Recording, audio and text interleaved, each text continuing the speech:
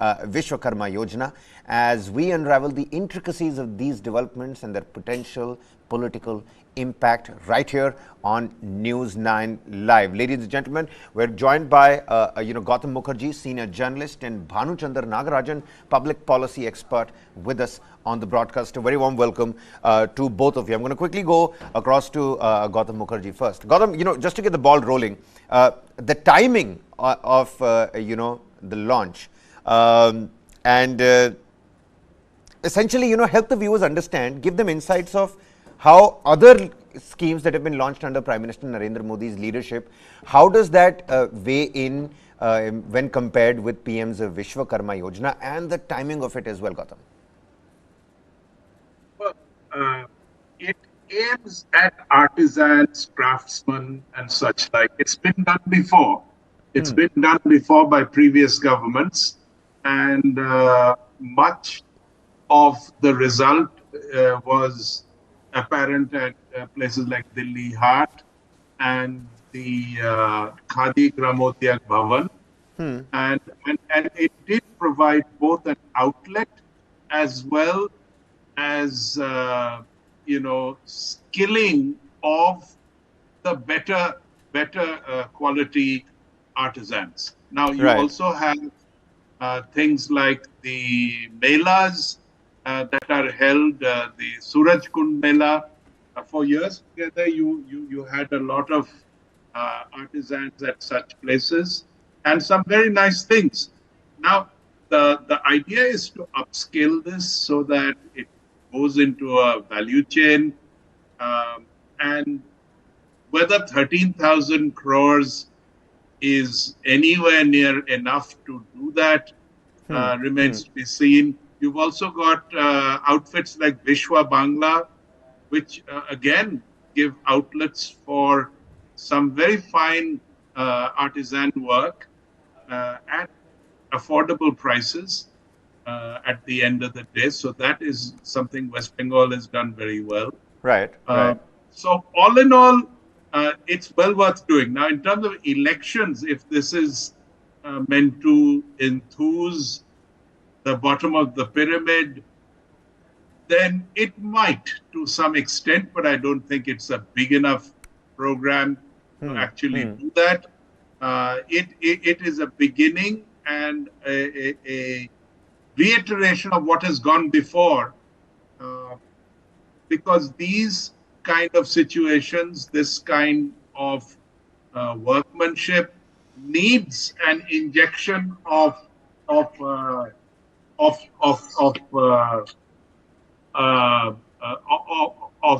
money and support from the government from time to time, and this is one such. All right. Bhanu Chandar, before we get a public policy perspective into this, let me just tell the viewers, what essentially are the benefits under this scheme. Now, take a look at this. Under the PM Vishwakarma Yojana, there are going to be subsidized loans for traditional artisans to start businesses. About 1 lakh rupees as part of the first tranche and about 2 lakh rupees as part of the second tranche. Now, loans are going to be offered at a concessional interest rate of 5%. More than that, artisans are going to be recognized with an official certificate and ID card. Moreover, the scheme will provide skill upgradation. There's going to be toolkit and digital incentives as well, apart from marketing support as well. Because the idea is to bring the local produce and the local services and the local products into the economic, global and domestic value chains.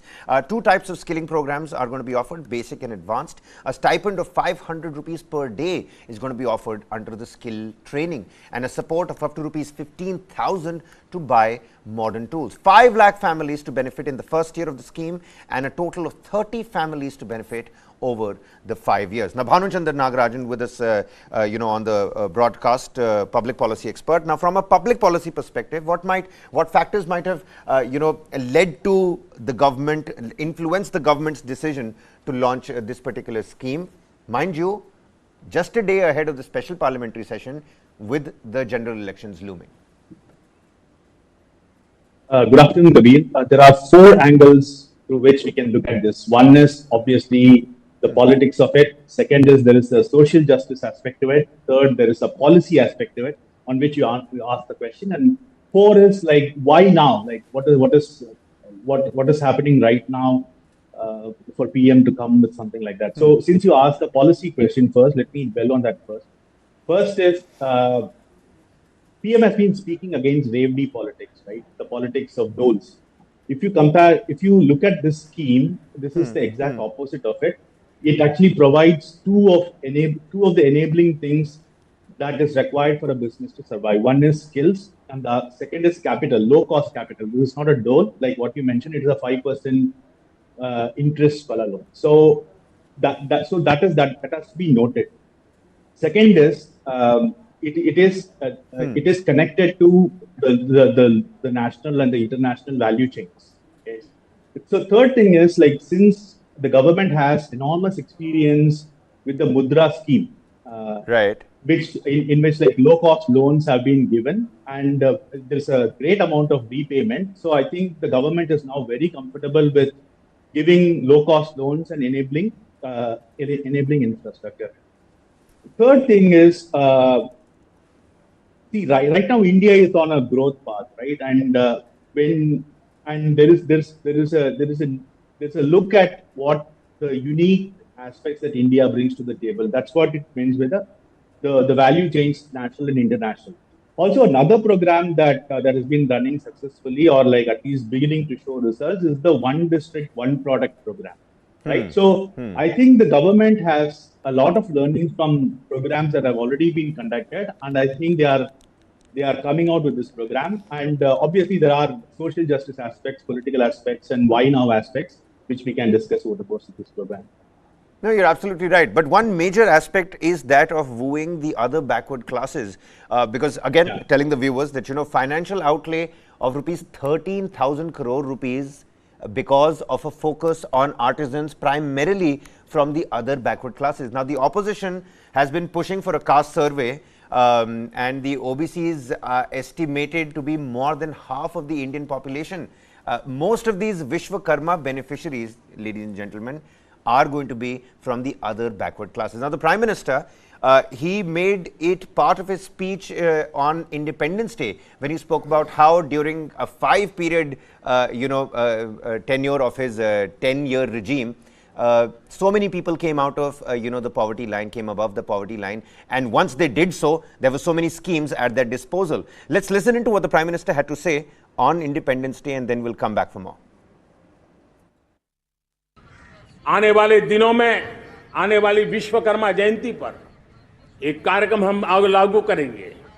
इस विश्वकर्मा जयंती पर हम करीब 13-15 हजार करोड़ रुपया से जो परंपरागत कौशल्य से रहने वाले लोग, जो औजार से और अपने हाथ से काम करने वाला वर्ग है, ज्यादातर ओबीसी समुदाय से, हमारे सुथार हो, हमारे सोनार हो, हमारे राजमिस्त्री हो, हमारे कपड़े धोने वाले काम करने वाले लोग हो, हमारे बाल काटने वाले भाई बहन परिवार हो, ऐसे लोगों को एक नई ताकत देने के लिए हम आने वाले महीने में विश्वकर्मा जयंती पर विश्वकर्मा योजना लॉन्च करेंगे और करीब 13-15 हजार करोड़ से उसका प्रारंभ करेंगे।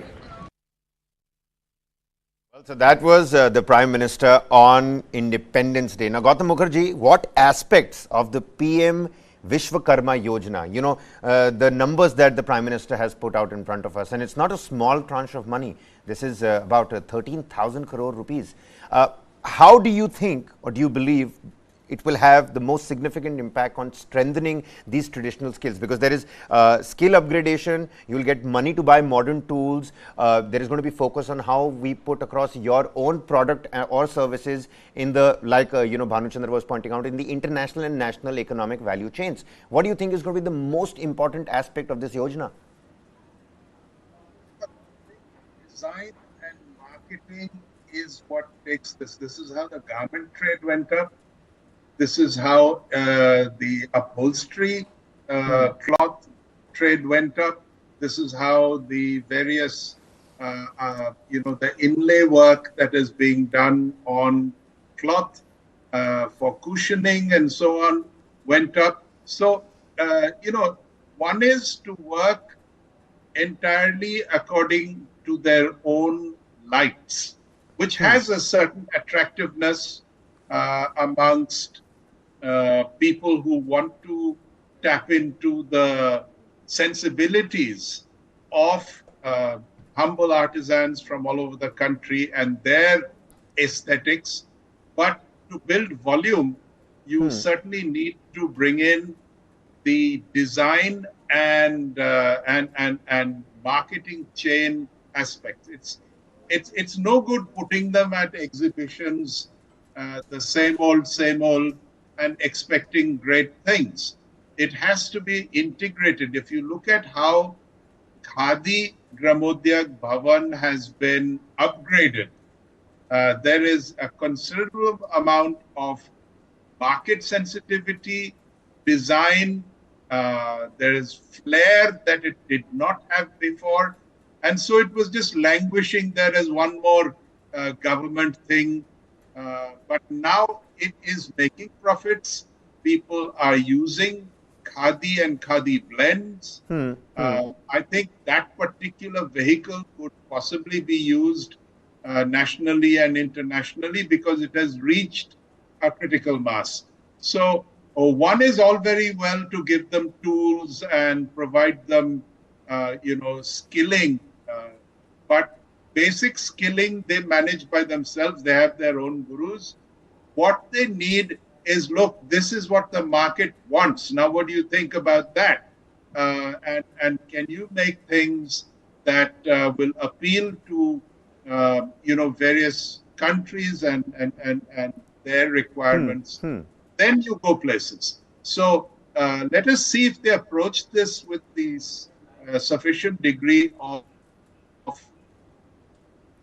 Well, it seems like we're having technical difficulties connecting with Gautam Mukherjee. We're going to quickly patch that up, but he's of the opinion that we should wait and watch. But integrating local products and traditional art into the international and national economical supply chain is going to be of grave significance. Now, I'm going to quickly go across to Bhanuchandar. Bhanuchandar, considering that the scheme primarily targets artisans from other backward classes, what implications could this have for social inclusion, number one, and how does it align with the components or the broader policies when you're looking at caste-based opportunities, if not reservations?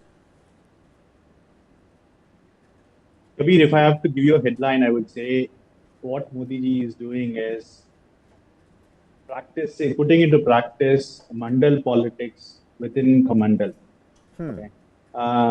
But this is a stylized way of saying it. There's obviously no reservation, etc., that came with mandal. But what he's trying to architect is to create some sense of social justice without exacerbating the caste divisions. So what has happened over the last 30 years is that the politics of India has been revolving around main OBC castes. And these OBC castes are basically agri-based OBC castes. There are also non-agri-based OBC castes, such as the artisans, who are probably feeling aggrieved that they are being left behind a bit. And also remember that the agri-based OBCs, say examples, the Yadavs or Kurmis, or they are called by different names in different parts of India. Say the Vaniyars in Tamil Nadu or the Gaundars in Tamil Nadu, and so on. Right. So they have been at the forefront of driving this OBC politics. And there are certain other smaller castes within OBCs which are numerically not very strong, and hence have not been able to get political power, who feel they have been left out. So it has been the Mandal happened in 1990. So we are around like 35 years away from that, right? So there are certain OBC communities that progressed, and there are certain communities that have lagged behind. And one interesting point to note is that these main OBC communities are actually a bigger part of regional parties. So what BJP is doing to get a share of the OBC pie is to target the non-agricultural OBCs, and this has been very successful in UP. You see the spectacular numbers starting from 2014 to 17 and 19 and 22. I'm considering both assembly and parliament elections. This has created a successful And so I think there is they see like a larger pattern which would be replicated all over India, and hence, given that there are elections around the corner and there's a symbolism of starting it on Prime Minister Modi's birthday, and so on. So all of this is the political angle to why the scheme has been launched and why now. Right, pertinent points you've made there, Bhanu Chandar. I'm going to quickly go back to Gautam Mukherjee, and we're going to stay with this, OBC voter sentiment wooing perspective, Gautam. Do you anticipate that the scheme's focus on artisans coming primarily from the other backward classes will have a significant influence on the OBC voter sentiment? That is something that you touched upon right in your first answer as well. Would you like to elaborate more on that? In terms of electioneering, I don't think this will have much of an impact. I think this is a sincere attempt to actually help people who are in need of finance at a concessional rate, as well as some skilling, and more than anything else, design and marketing help for their products. Now, this will create some degree of goodwill, but I neither think that 13,000 crores is, to my mind, it's a drop in the bucket, and that too spread over 5 years. It really isn't that much money. But, considering the amount of yojanas and the amount of different initiatives that this government keeps taking for the people at the bottom of the pyramid, this is one more and will do its bit. To expect too much out of it in terms of the election, especially as you pointed out, half the population are OBCs, it doesn't really compute. All right. And, Bhanu Chandar, how might the schemes focus on specific trades? Because, there's a list of 18 trades that are going to be impacted. The barbers, there is a sonar, luhar, carpenter, you've got the blacksmith, you've got the cobbler as part of the list. So 18 trades essentially that are being affected. How might the schemes focus on specific trades impact the preservation of cultural heritage? Because that's part of, PM's Vishwakarma Yojana. Guru Shishya Parampara, traditional art that is being nurtured back at home. उस पर कितना focus रह पाएगा? Kabir, that's a great question, actually.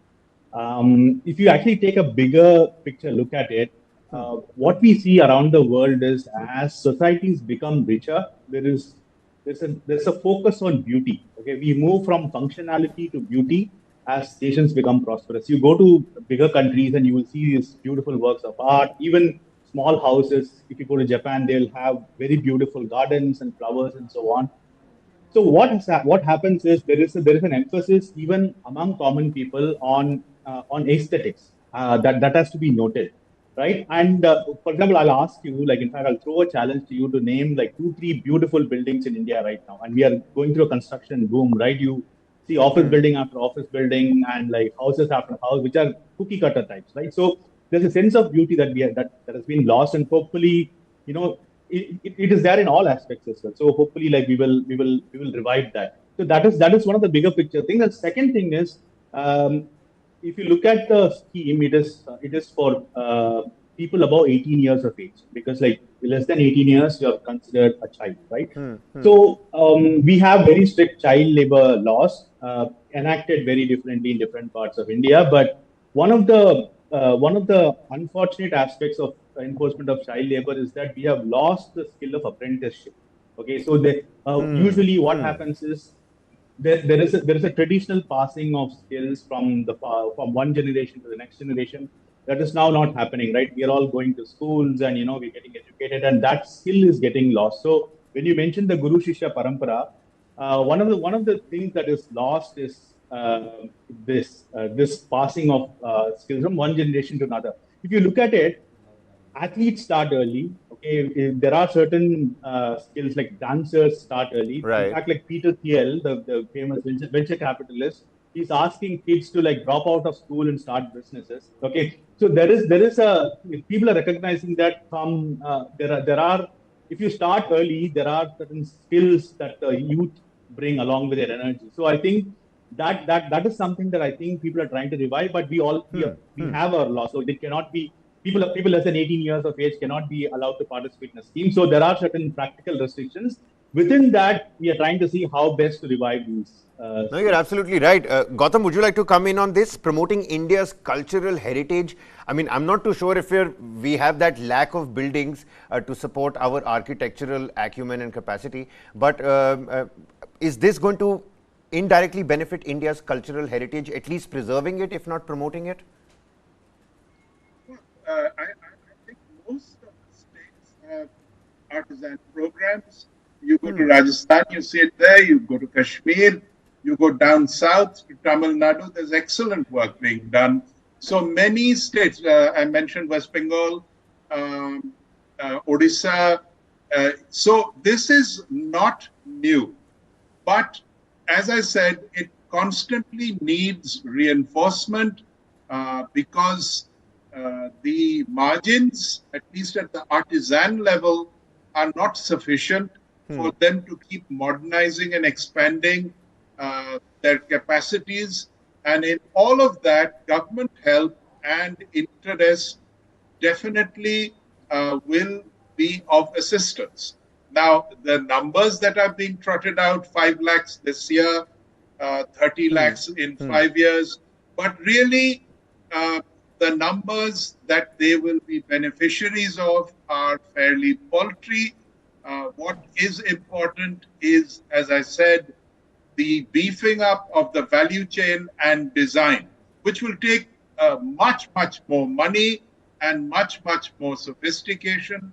And if that is done, then these people will be able to value add. Do we have the wherewithal? Do we have, the right kind of apparatus and paraphernalia for that? Oh, yes. I mean, if you look at the Indian, how do you get a Sabyasachi? How do you get these people? They were darzis. Yep. But then they start designing. And this is not really Paris-based. It's very ethnic and local. You have many millionaires amongst us who have, usually sold garments and made some money from massive volume, who have now gone up the value chain and are doing things that they want to see in the big supermarkets and online stores abroad, and so they make much more. So the same thing can apply here. You've got tradition, but if it is married to modernism, then you get something which has a lot of flair. Like I said, there are some people who want this undiluted. Well, they're welcome to it. I wouldn't want mucking around with a Kashmiri carpet because it is what it is and it's beautiful as it is. Or a Tamil Nadu bronze. That they know what to do, and they can make as this 27-foot Nataraja in front of the Mandapam, the Bharat Mandapam illustrates. Right. But there are many other statues in there which are also of great and high quality. So certain things just need money. Certain things need a fillip of design. And you bring in the designers. How does a Manish Malhotra make everything from wallpaper to laminates nowadays? Because design is important if you want to value add.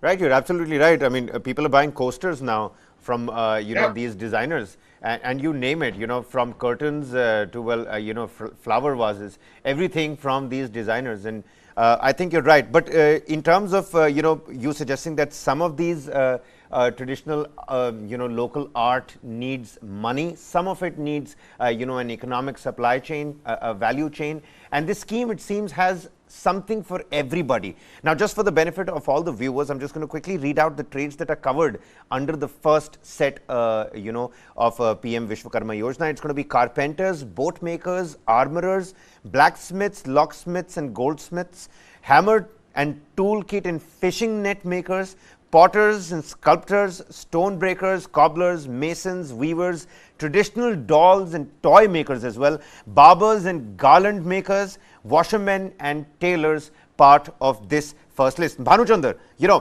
another important aspect of the PM Vishwakarma Yojana is the ID and the certification, the official certification under the Yojana. How important is the identification and recognition of the artisans through the official certificates and ID cards? Because I'm trying to understand what could be the broader implication of this recognition.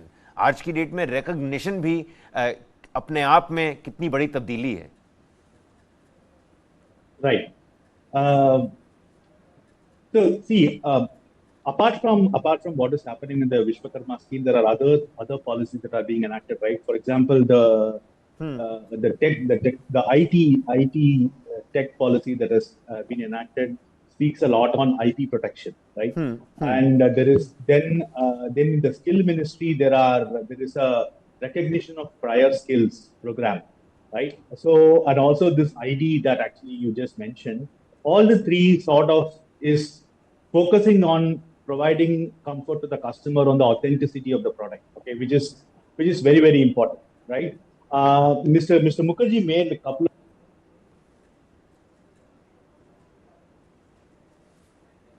Well, it seems like we've lost connection with Bhanuchandar over there. We're going to quickly fix and patch that up. Gautam, would you like to pick on where Bhanuchandar left us off? And also, you know, you've been talking about Sabyasachi and Manish Malhotra. Would you like to give us some sort of an example? Do we have international examples of something similar, a scheme that promotes local artisans in the West, maybe?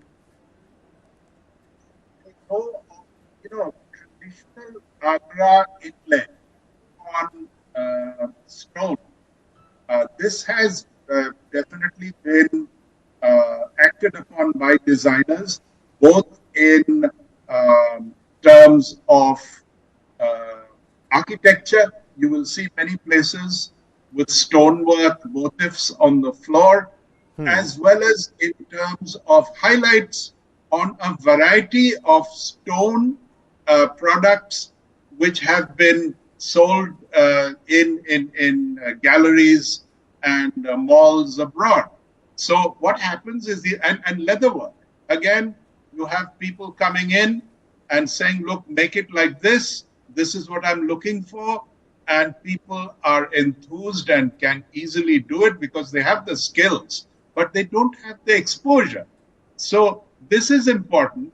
And then there are a lot of, you know, this implies that it's mostly people from abroad coming in and trying to get things done here according to their needs. While that is one section of the market, you've got others, and now you've got a fine set of, if you like, graphic designers and people of that order who can make a big difference to the flair of something which is both traditional as well as non-traditional, which is both national and international. I'm not suggesting that we dilute what we are good at. That can continue. I wouldn't like to actually mess around with the Madhubani painting, for example. But at the same time, maybe a little highlight inspired by Madhubani on something completely unrelated, like a let us say a frame for a picture or a frame for a mirror can be very dramatic and very, very attractive. So this is what the French specialize in, and a lot of people could be opened up as new markets if all this were to happen. Now, for the government to approach it like that, I don't know what they want to do with that long list you read out. Again, I can only guess that this 13,000 crores is only a beginning. And the Prime Minister seemed to say as much at the Red Fort. And if that is how it's done, then you can take this from strength to strength and become very, very, very powerful. Luggage, you know, if Louis Vuitton is selling those things at that kind of price, Indian motifs on some of their luggage, on some of the bags, there is no end to this. So some of it is worked in the tradition on the product that they've traditionally, for example, Bidri work is done on metal. So many other things are done on brass, but the designs can translate onto anything. And if you're going to do it in brass, then do they all have to be pots and pans? Does all pottery have to be to do with things you drink and eat out of? It goes on, you see. And the skill set, the sheer dynamism of this sector is huge. It's been around for centuries. And I don't think it's dying out or anything. It's a matter of demand. And if there is more and more demand created, there will be more and more people entering this. It grows organically as much as it grows because you're trying to help people at the bottom of the pyramid. Gautam, really loving the analogies that you're making. I mean, you never know. Maybe you have a Versace sitting in one of those gullies in, a small remote village in Uttar Pradesh. You never know. And you rightly pointed out, it's not about, a lost or dying art. It's about exposure for what is being created. Yeah. And I think the scheme is going to, open a door for a conversation on that particular aspect. Bhanuchandar, it seems you're back with us. Coming back to that interesting aspect of identification and certification officially under this particular scheme, what role can such recognition, what I was trying to understand was, what role can such recognition play in society for these artisans? Again, it is being targeted on the other backward classes. The other backward classes is and their voter sentiment. That is something that people are already talking about. The socio-economic status of these traditional artisans, will it impact that? Oh, absolutely. See, one of the overarching aspects of this ID creation through the schemes that I just mentioned, one is the ID, second is the prior recognition of skills, and then there is this IP regime that is coming through, is that it provides authenticity. Once you are recognized as an authentic artist, that itself is first of all a recognition. Second is the income that you generate by being an authentic artisan will also add on to the status. And now we have technology at our hands, right? So there are young artisans that can come and market their products on Instagram or in whatever the global marketplace is, and the world is their oyster. So that is where I think the power is, and like what you and Mr. Mukherjee were alluding to, right? So there might be Sabyasachi's in like somewhere in the middle of Jharkhand and Chhattisgarh. We do not know, right? So I think this scheme will sort of enable it. And the beauty about this is like it is not targeted at it is not a dole. Okay, so once you create this enabling infrastructure, you will have people coming in, and it will be decided based on merit whether they will be able to avail the second loan and so on and so forth. It's basically the market comes into play with some support from the government. And there was a talk on the 13,000 crore. See, basically that's the policy announcement. The actual number will be based on like what is announced in the budget and the actual numbers and so on. So usually what happens in government is that they see how the program proceeds, and that they will take stock in say a year or two, and they will increase or decrease the budget based on it. So I think right now it's a policy intent that we should focus on and not exactly dwell on the quantum of the number. All right. But there's the social justice aspect, Bhanuchandar, that you touched upon right in the beginning. Gautam Mukherjee, in terms of social justice, Prime Minister's Vishwakarma Yojana, is it a step in the right direction? Absolutely, in the sense that, look, I know sonars in West Bengal. They work wonderful tracery designs and so on, using very little gold, but making it look like a lot. You go into the workshop, they're working with a candle flame in a hovel, in a tiny little space that you couldn't fit a dog in properly. And they sit there all day and work in circumstances like that, and they produce wonderful work. When I was in the Middle East, most of the sonars that they brought in for, the Arabs love gold, but they do not have the design skills, the craft skills. They bring in people from India, and most of them were from West Bengal. And but here, they They work in a fine environment with air conditioning and proper workstations and proper equipment and lighting and so on. Does it greatly improve their work? No, they were doing just as well with that one candle. Does it improve the quality of their lives? Oh, yes. They get paid a lot more.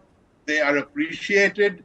And that is social justice. So basically, there is not always something to teach these people.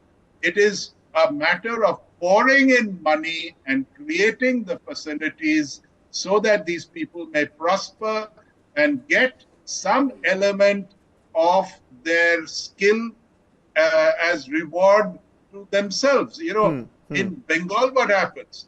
These guys make it, and then a PC Chandar sells it. He's the one who makes the money. Or a Javeri, you know, not this poor man who has this wonderful ability.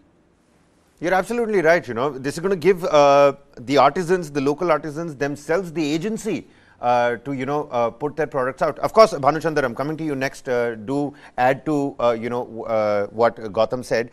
But at the same time, you know, skill upgradation is one aspect because, you know, Skill India is another scheme that has been launched by the Prime Minister. तो उस aspect पर क्या हो रहा है हमें पता है. But there are two different aspects over here. You've got, you know, the toolkit incentives and you've got digital incentives here as well for these local artisans. That's again another interesting aspect. Throw some light on that, even as you're adding on to what Gautam said. Right. So I was actually going to come to the digital aspect only. So, so a couple of things are happening. One is like we are entering the world of artificial intelligence and deep fakes. So the ID aspect of it, the authenticity aspect of it becomes more and more important. But there'll always be innovations, right? You know, we have right now we have fusion music from classical, right? So those sort of innovations will happen, and that's how like the world progresses, and you know we move with the times. So, but nevertheless, like the authenticity of it becomes much important in the era of deep fakes and AIs. Second is this the digital bit, which I alluded to in my previous comment, takes two forms. One is obviously you can learn digitally, for which there is, I think, a component. There is initial subsidy for learning, and second is obviously the market aspect of it. You can learn from the best, and you can market it to the world. So that seems to be the tagline that this program is going to. All right, all right. But you know, in terms of skilling the people how to use these digital platforms, that might become a challenge for the government now, wouldn't it, Gautam? Because you know, even learned people, educated people are becoming victims of various phishing scams on your mobile phones. Tomorrow, it's a pyramid scheme on WhatsApp.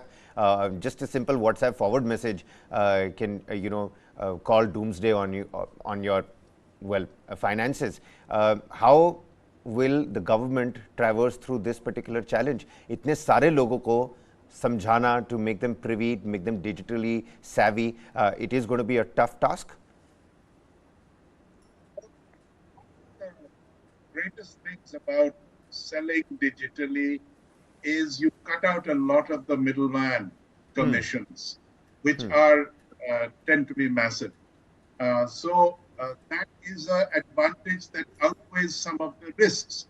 Now, what would you do? I was just reading today about Tata Neu, Tata NEU. Right. It's a platform in which Tatas have invested $2 billion, but it isn't catching on. If you look at Amazon and you look at Flipkart, they're the ones who are doing the selling, not so much Tata Neu. But then Tata Neu is Indian. You've got a Reliance platform along the same lines. Right. If these people decide to go in, they provide the comfort to the seller, to the buyer, that I will not be cheated. They have the kind of, you know, the ways to avoid hacking and scamming, and the artisan can go straight to the market.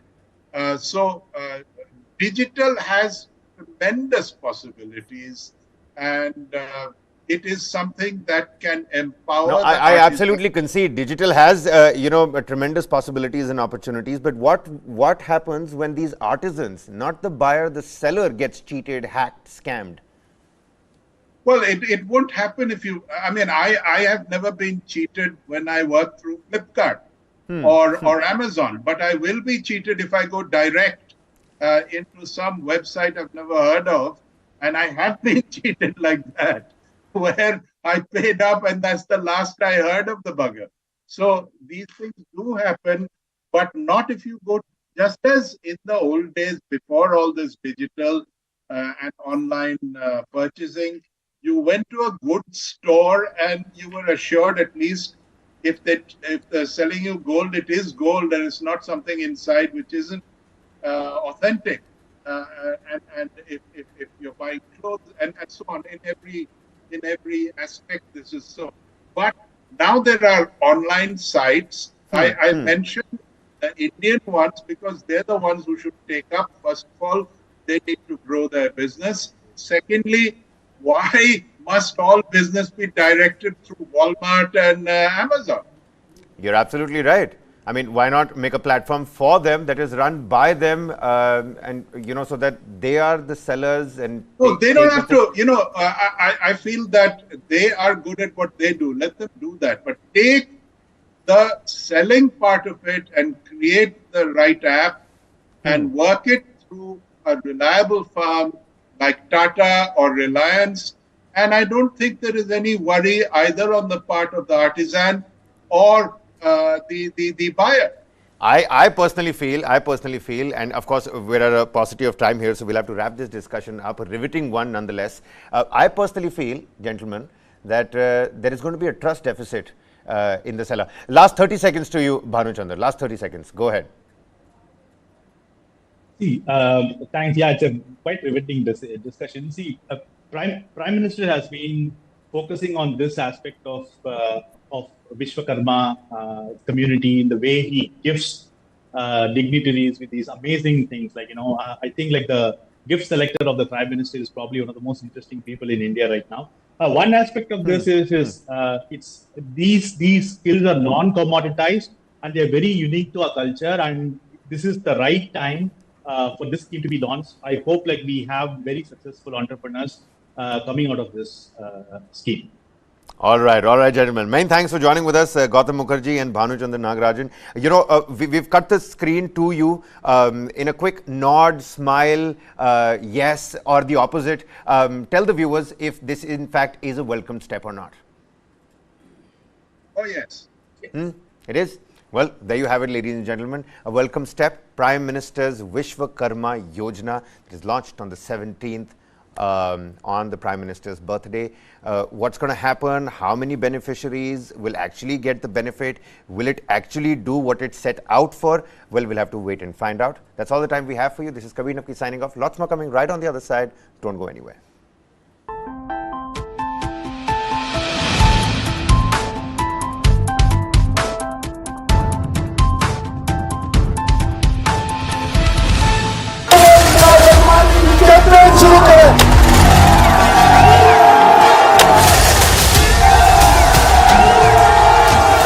मैं इमरान अहमद खान नियाजी सबके दिल से हल्फ उठाता हूँ. When Imran Khan came initially into politics, he thought his personal popularity would be sufficient for him. It didn't happen.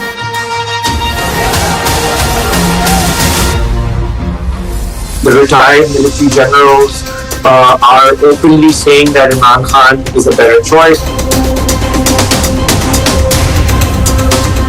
Imran Khan may have bitten a bit too much, more than what he can chew. Implosion. This and more. Streaming on world's first news OTT. News 9 Plus. Download now. Pakistan is actually genocide.